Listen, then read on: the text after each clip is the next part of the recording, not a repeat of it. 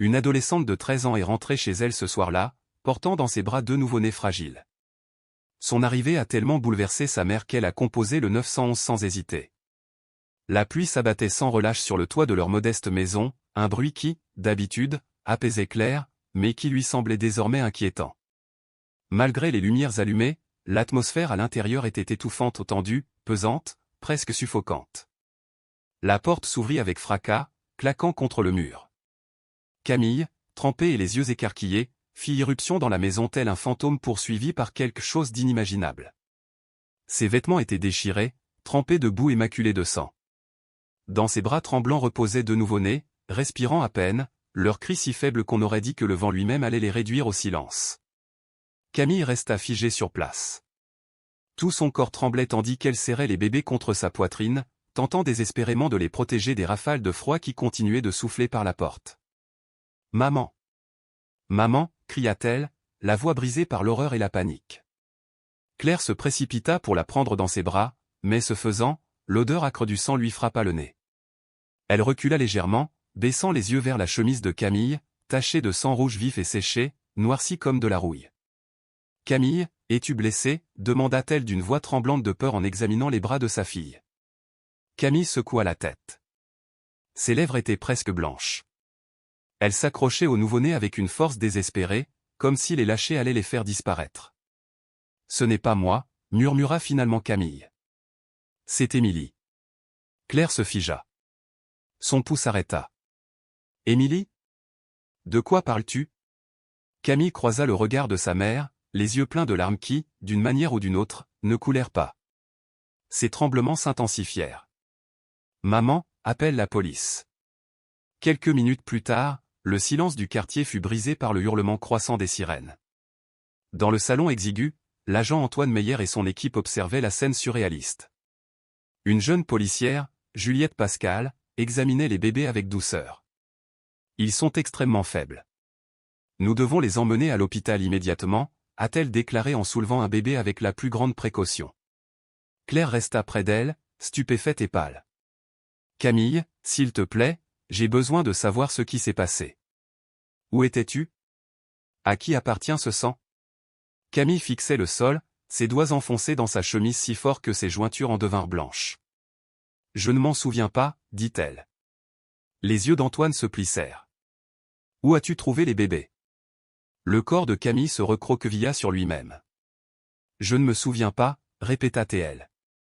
Juliette s'approcha et posa une main apaisante sur son épaule. « Tu es en sécurité maintenant. Nous sommes là pour te protéger. » Camille leva les yeux, le souffle court. Puis, finalement, elle murmura, c'était à l'entrepôt abandonné, près du chemin sud. Claire haleta. « Tu y es allé ? Seule ? Pourquoi ? » Camille ne répondit pas. Son silence était obsédant. Antoine prit sa radio. « Centrale, envoyez une unité à l'entrepôt abandonné près du chemin sud. On a peut-être une scène de crime. » Dans le vieil entrepôt, les lampes torchées perçaient l'obscurité, révélant murs fissurés et sols humides. L'air était chargé de la vive brûlure du sang. Un officier, à peine franchi le seuil, eut un haut-le-cœur et vomit. Devant eux, un cauchemar se déroulait, du sang maculait le béton, des traces de lutte violente partout. De petites empreintes de mains tachaient les briques, preuve désespérée que quelqu'un avait tenté de s'échapper. Au centre de tout cela, une fille était assise attachée à une chaise en bois, son corps sans vie affaissé en avant. Son visage était pâle, ses cheveux tombaient comme un rideau. Ses yeux, toujours ouverts, étaient figés par la terreur. Antoine serra les poings. « Quel âge a la victime ? » « Je m'appelle Émilie Renaud. »« 16 ans, » répondit un officier en feuilletant les documents récupérés. Puis une voix aiguë retentit de l'autre côté de la pièce. « Chef. Par ici. » Antoine s'approcha. Dans le faisceau lumineux, une lueur attira son regard. Quelque chose de brillant dans la main d'Émilie. Un collier. Antoine le ramassa avec précaution. « On dirait que quelqu'un a essayé de le lui arracher, » murmura-t-il. Derrière eux, la voix de Claire se brisa. « Ce collier, c'est à Émilie. » Tout le monde se retourna. Claire se tenait sur le seuil de l'entrepôt, pâle comme la cendre. « C'est Annie » demanda gentiment Juliette. Claire hocha la tête en larmes. Je le lui ai offert l'année dernière pour son anniversaire. L'entrepôt sombra dans un silence inquiétant. Les poings d'Antoine se crispèrent. Qui a fait ça? Un policier accourut, essoufflé. Monsieur, nous avons trouvé des empreintes de pas inhabituelles à la porte arrière. Il pourrait s'agir de celles du suspect. Le regard d'Antoine croisa celui de Juliette. On trouvera le responsable. Juliette hocha la tête en silence. Son visage était froid et concentré. Dans un coin, Camille se tenait seule, la main toujours agrippée à son chemisier. Ses lèvres tremblaient. Son regard était fixé sur le corps d'Émilie. Un murmure s'échappa de ses lèvres, à peine audible. Forgive-me, Émilie. Le vent sifflait à travers les fissures du vieil entrepôt, son souffle glacial glaçant chaque personne présente. L'odeur métallique du sang persistait, obligeant plus d'un officier à se couvrir la bouche. Les yeux perçants d'Antoine parcouraient la pièce à la recherche d'indices tandis que Juliette prenait des photos et prenait des notes. Ce n'était pas un simple meurtre, dit Antoine à voix basse. Juliette s'agenouilla près du corps d'Émilie, la voix grave. Elle a de profondes marques d'entrave au poignet. Quelqu'un l'a gardée ici, attachée pendant des jours. L'agent Mathieu Perrin a pointé le mur du doigt. Et les empreintes de main? On dirait qu'elle a essayé de ramper pour sortir. La mâchoire d'Antoine se crispa. Elle n'a pas juste essayé. Elle s'est battue, avec acharnement. Mais elle n'a eu aucune chance. Claire tremblait, agrippée au chambranle de la porte comme si le poids de la scène risquait de l'écraser. Oh mon Dieu, Émilie. Camille n'avait toujours pas parlé. Ses yeux étaient creux, hantés par ce qu'elle avait vu. Antoine s'approcha lentement d'elle et s'accroupit jusqu'à ce que leurs regards se croisent. Sa voix était douce, mais ferme. Tu étais là, n'est-ce pas, Camille? Elle se mordit la lèvre si fort qu'elle faillit saigner. Ses mains tremblaient violemment. Je ne veux pas m'en souvenir, murmura-t-elle. Antoine échangea un regard avec Juliette, puis se tourna vers Camille, la voix un peu plus grave. Je sais que c'est douloureux. Mais la vérité ne change pas. Si vous gardez le silence, le tueur est libre. Camille inspira brusquement. Puis, d'une voix à peine audible, elle parla. Émilie m'a appelé ce soir-là. Elle m'a dit que quelqu'un la suivait. Juliette se pencha. Qui était-ce? Je ne sais pas, dit Camille en secouant la tête. Elle ne l'a pas dit. Mais elle avait peur. Elle a dit qu'elle allait s'enfuir, puis elle a disparu. La voix d'Antoine était tendue. Quand es-tu arrivé? Après avoir entendu les cris. Elle appelait à l'aide. J'ai couru, mais le temps que j'arrive, elle était déjà. Camille s'étrangla. Antoine termina pour elle. Mort? Camille sanglota, s'effondrant enfin. J'étais trop tard. Je n'ai pas pu la sauver. Claire enroula ses bras autour de sa fille, la tenant fermement tandis que les larmes coulaient librement. Tu as fait tout ce que tu pouvais, murmura-t-elle. Tu as sauvé les bébés. Les yeux d'Antoine brûlaient de fureur. Y avait-il quelqu'un d'autre sur les lieux? La voix de Camille était à peine un souffle. Julien, la fièvre. L'air s'est transformé en glace. La main de Mathieu se dirigea instinctivement vers sa ceinture, la tension traversant la pièce comme un fil sous tension.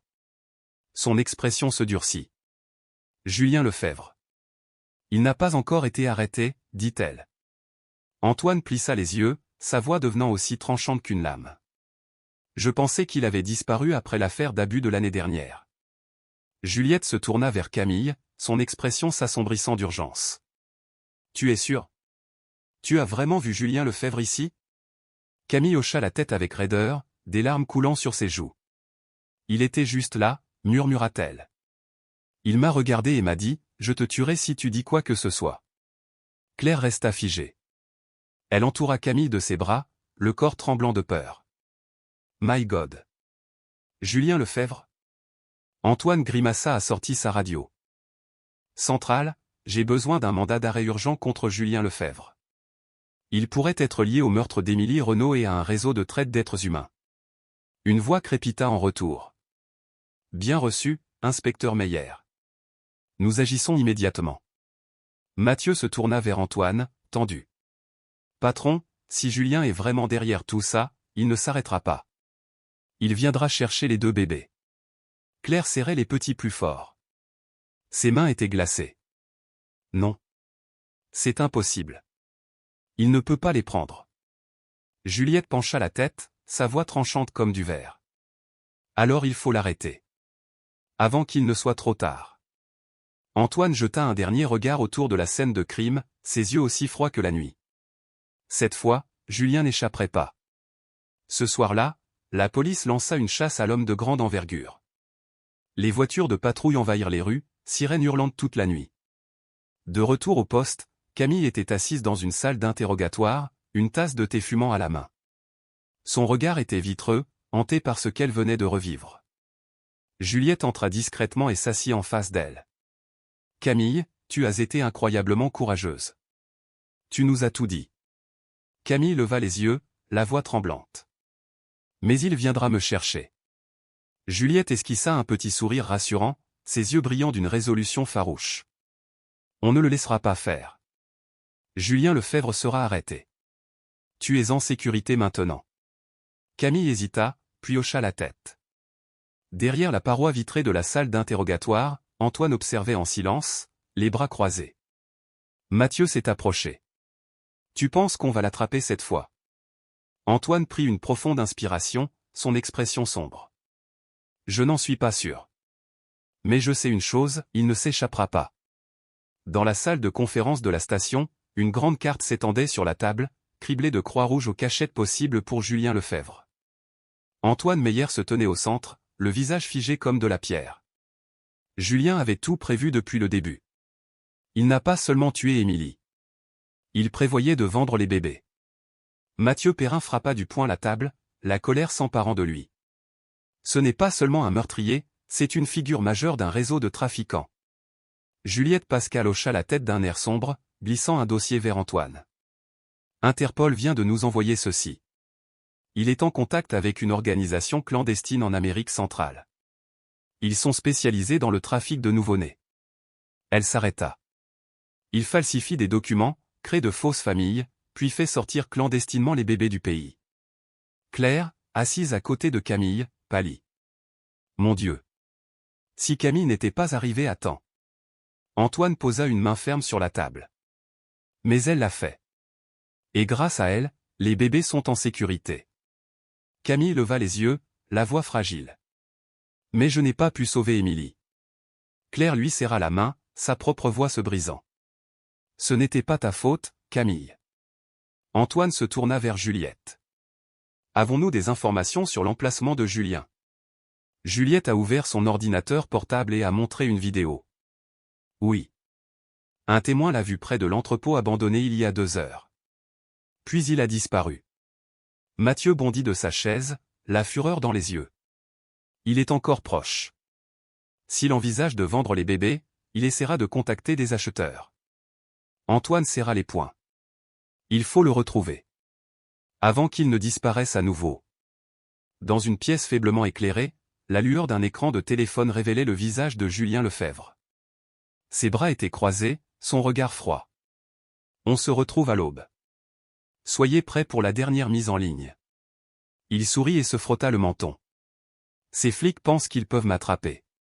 Il rangea son téléphone et se leva. En face de lui se trouvait Philippe Morel, un trafiquant notoire. Tout est prêt, demanda Julien. Philippe hocha la tête et jeta une liasse de faux papiers sur la table. Vos passeports sont faits.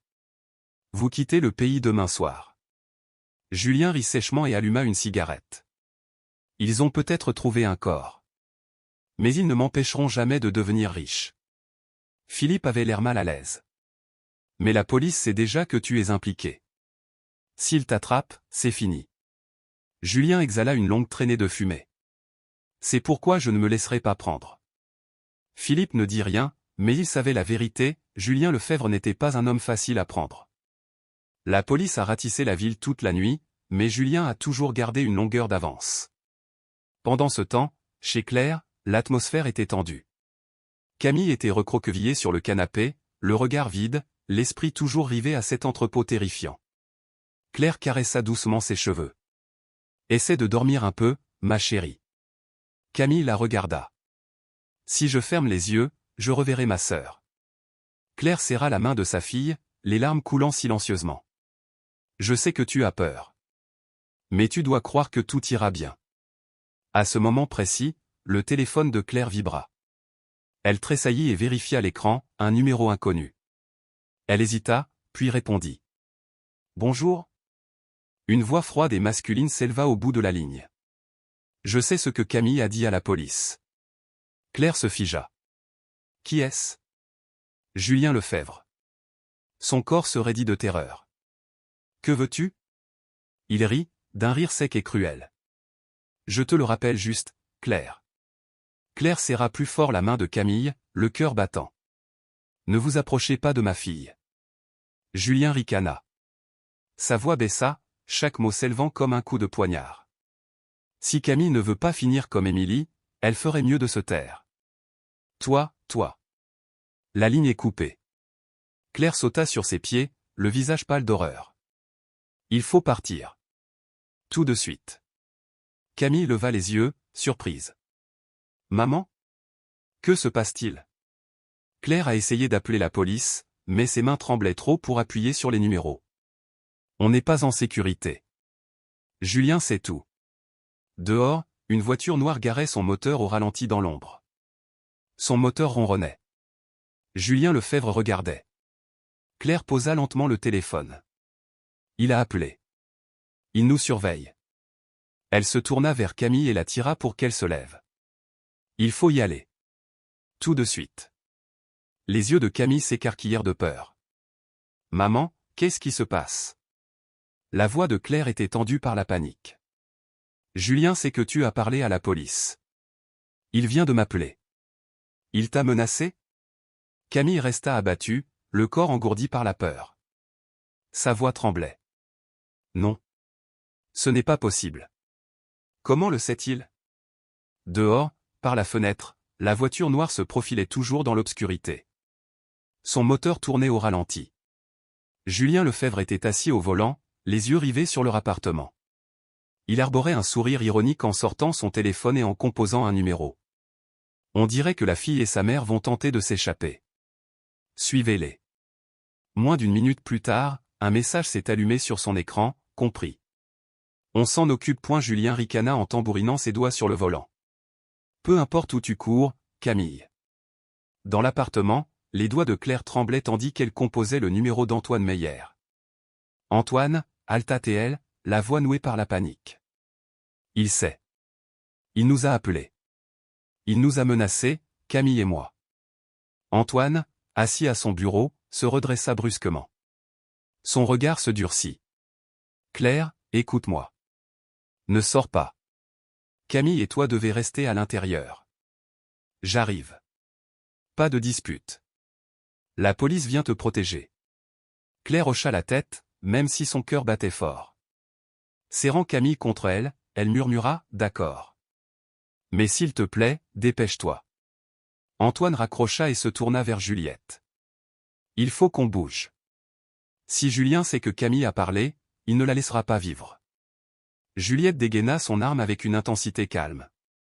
Je viens avec toi. Mathieu se leva également, le regard empli d'inquiétude. Je vais appeler des renforts. On ne peut pas laisser Julien s'échapper. Dans le petit appartement, Claire verrouillait toutes les portes et tirait les rideaux.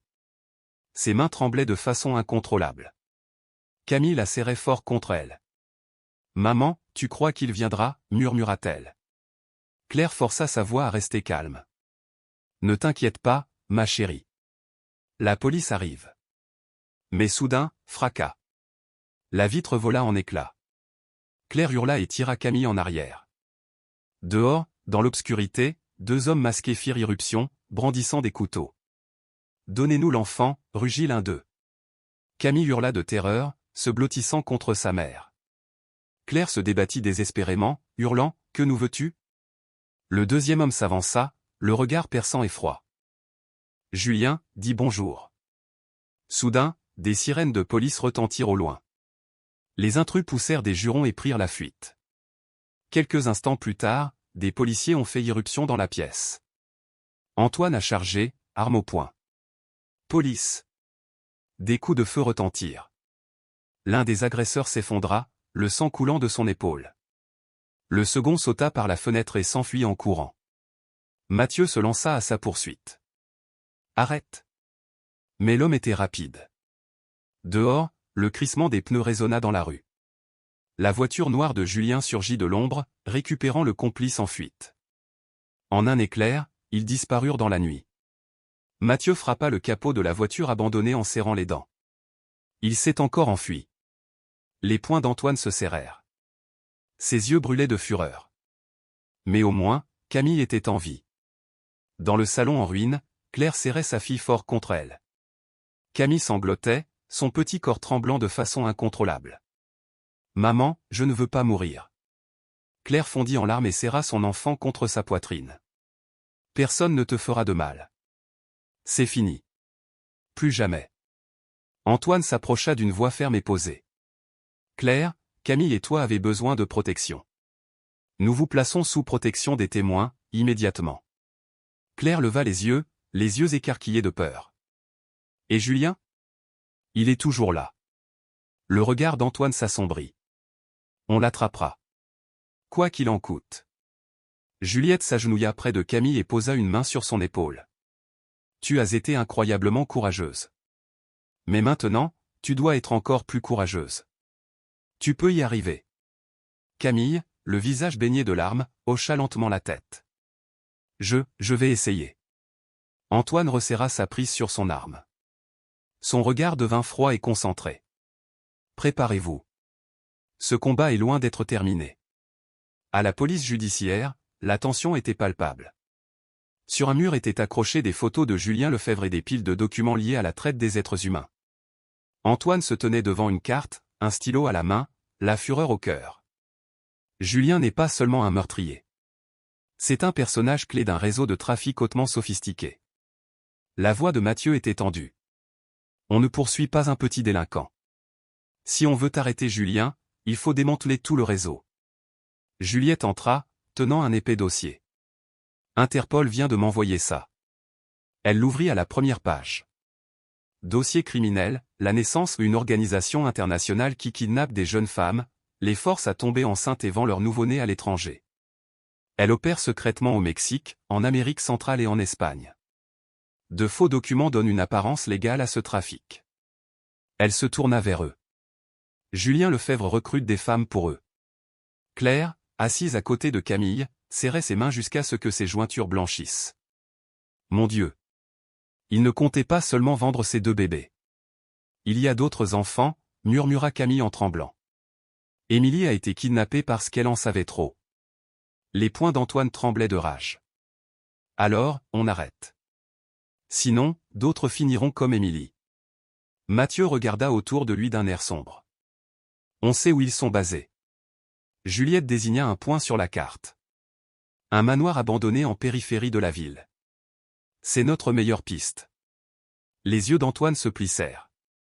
Alors on frappe là-bas. De retour au commissariat, Antoine s'adressa à un groupe d'agents, tenant le plan du manoir. On va se diviser en 2 équipes. L'équipe 1 entre par l'avant. L'équipe 2 fait le tour. Personne ne s'échappe. Mathieu vérifia son arme. Des ordres ? Capturez-le si possible. S'il résiste, tirez dessus, répondit froidement Antoine. Juliette parla, les dents serrées. Il a tué Émilie. Il ne fera de mal à personne d'autre. Claire s'avança. S'il vous plaît, arrêtez ça. Antoine posa une main ferme sur son épaule. Je te le promets. Camille le fixa de ses grands yeux effrayés. Tu vas l'attraper ? Antoine s'agenouilla pour la regarder dans les yeux. Je ne fais jamais de promesses en l'air. Je te fais confiance, murmura-t-elle. Les sirènes rugissaient alors que le convoi s'approchait du manoir. À l'intérieur, Julien se tenait dans une pièce sombre, son arme serrée. Tout est prêt. On part ce soir. Philippe Morel fit irruption. La police nous a trouvés. La mâchoire de Julien se crispa. Alors, on y va, tout de suite. Philippe regarda par la fenêtre. Trop tard. Ils sont déjà là. Julien leva son arme. Alors on se bat. Dehors, Antoine fit signe à l'équipe, tout le monde en position. Attendez mes ordres. Les jointures de Juliette blanchirent sur son arme. Mathieu fit un signe de tête à Antoine. On termine ça ce soir. La voix d'Antoine était tranchante comme l'acier. On ne part pas sans lui. La porte a explosé. Le chaos a éclaté. Des coups de feu crépitèrent dans le hall. Les officiers firent irruption, leurs armes pointées sur chaque ombre. Antoine mena la charge. Police! Lâchez vos armes. Une silhouette passa en trombe. Un coup de feu. Mathieu cria « Attention !» tandis qu'Antoine plongeait à couvert, les balles sifflant à toute vitesse. Juliette a riposté. Un de moins, a-t-elle crié. Antoine aboya des ordres. Bloquez les sorties. Mathieu monta en courant. Où est Julien? Un coup de feu retentit. Son épaule était éraflée et le sang coulait. Antoine a crié « Il est au 2e étage ». Julien fit irruption dans une pièce annexe, composant frénétiquement un numéro. Ils nous ont trouvés. Attrapez-moi tout de suite. Philippe répondit, nous sommes encerclés. Il n'y a plus de temps. La voix de Julien se brisa de fureur. Fais quelque chose. Vite. La porte de la chambre vola en éclats sous un coup de pied puissant. Antoine et Juliette firent irruption. Lâche ton arme immédiatement, Julien. Julien se retourna, l'arme tremblant dans sa main. Tu ne m'auras pas, grogna-t-il, et il appuya sur la détente. Antoine plongea sur le côté. La balle lui effleura l'épaule. Juliette réagit en un clin d'œil, elle visa et tira. Il est touché, le canapé, cria-t-elle. Julien chancela, une balle logée dans la jambe. Il s'effondra, son arme dérapant sur le sol. Salaud, tu vas payer pour ça, cracha-t-il. Antoine s'avança et écrasa la main de Julien sous son talon, l'immobilisant tandis qu'il serrait fermement sa propre arme. C'est toi qui vas payer, Julien. Mathieu arriva, essoufflé. On a sécurisé le panneau de contrôle. Julien Lefebvre est sous contrôle. Bien reçu. Des renforts sont en route. Julien rit amèrement, la haine brûlant dans ses yeux. Tu peux m'attraper, mais tu n'arrêteras jamais tout ça. Les yeux d'Antoine se plissèrent, sa voix froide et résolue. On fera bien plus que ça. Tous les réseaux seront démantelés. Dehors, les sirènes de police hurlaient. L'évacuation du manoir avait déjà commencé. Il n'y aurait aucune issue. À l'hôpital, Claire serrait Camille fort dans ses bras.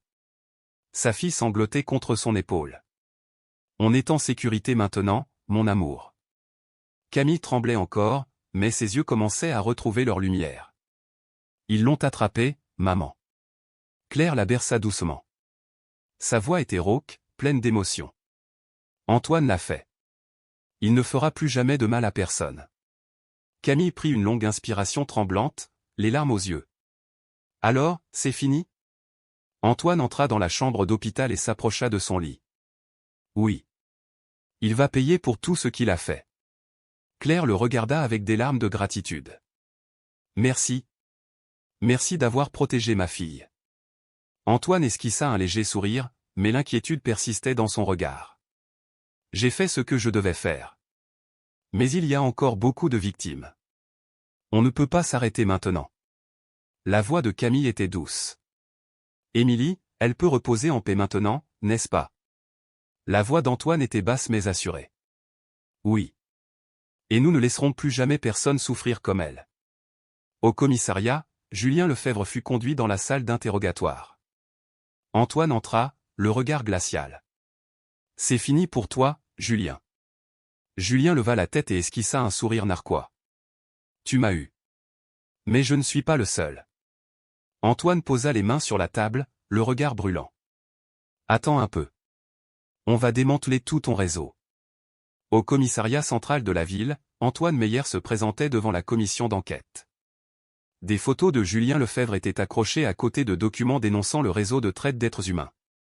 Juliette Pascal entra, un nouveau dossier en main. Antoine, nous venons de recevoir des informations, Julien ne travaillait pas seul. Antoine se retourna, l'expression plus vive. Il a des complices? Juliette hocha la tête et ouvrit le dossier. Nouvelle piste, Philippe Morel. Le véritable cerveau. Il dirigeait tout le réseau. Expert en falsification de documents. Il a vendu des enfants à l'étranger. Nous pensons qu'il se cache dans une planque. Les poings d'Antoine se serrèrent. Julien n'était donc qu'un pion. Il faut que tout le système s'écroule. Mathieu s'est précipité à l'intérieur, téléphone à la main. Je viens de recevoir. Philippe Morel a été repéré en train de quitter la ville. Il prépare son évasion. La mâchoire d'Antoine se crispa. Sa voix s'assombrit. Il ne s'enfuira pas. Tout le monde, en position. Déployer l'unité spéciale. À l'hôpital, Camille était recroquevillée dans son lit, les yeux rouges et gonflés. Claire passait doucement ses doigts dans ses cheveux. Ma chérie, tu étais incroyable. Camille secoua la tête, les larmes aux yeux. Mais je n'ai pas pu sauver Émilie. Si seulement j'étais arrivé plus tôt. Claire l'embrassa, la voix tremblante. Plus tard, lors d'une confrontation glaçante, Camille a demandé à Julien, « Que as-tu ressenti lorsque tu as tué Émilie ?» Julien eut un sourire moqueur mais ne dit rien. Les yeux de Camille flamboyèrent. « Tu pensais que je me tairais par peur ? Tu avais tort. » Julien tressaillit. Pour la première fois, il se sentait véritablement vaincu par une adolescente. « J'ai juste fait ce que j'avais à faire, » marmonna-t-il. Camille rit amèrement. « Alors j'espère que tu passeras le reste de ta vie derrière les barreaux. » Ces paroles transpercèrent son orgueil comme une lame. Antoine hocha la tête d'une voix douce. « Tu as très bien fait, Camille. » Elle sourit, un vrai sourire pour la première fois depuis des mois. Elle se sentait puissante. Au tribunal populaire, la sentence était définitive. L'accusé, Julien Lefebvre, est condamné à la réclusion criminelle à perpétuité sans possibilité de libération conditionnelle. Un murmure parcourut la salle d'audience. Antoine expira, les poings serrés. Claire pleurait en serrant Camille dans ses bras. Mais cette fois, ses larmes étaient pleines de joie. « Nous y sommes parvenus, ma fille. » Camille leva les yeux, un large sourire illuminant son visage. « On a gagné. » Julien fut emmené dehors. Ses yeux étaient vides. Il savait que c'était fini. Les portes de la prison se sont refermées derrière lui, scellant son destin. Une semaine plus tard, dans une chambre d'enfant calme, les bébés Hugo et Léa dormaient paisiblement. Camille se penchait et caressait doucement leur petite tête. « Je promets de toujours te protéger. » Claire se tenait à côté d'elle, les yeux pleins de fierté. « Nous recommencerons ensemble, mon amour. » Camille hocha la tête et sourit. Pour la première fois, elle se sentait véritablement en paix. À l'hôpital Santa Maria, la lumière du matin éclairait la salle blanche. Hugo et Léa sommeillaient dans leur berceau. Camille était assise à côté d'eux, caressant doucement leurs cheveux soyeux, les yeux brillants d'amour. Claire posa une main sur l'épaule de sa fille. « Es-tu sûre de ta décision ?» Camille prit une grande inspiration et se tourna vers elle. Sa voix était ferme. « Oui. Je veux qu'il reste avec nous. » Claire sourit doucement, même si une lueur d'inquiétude perçait dans ses yeux. Élever un enfant est difficile. Encore plus. Camille murmura, « Sans moi, il ne serait plus en vie. Émilie a donné sa vie pour eux. Je ne peux pas m'en aller. » Le cœur de Claire se gonfla de fierté.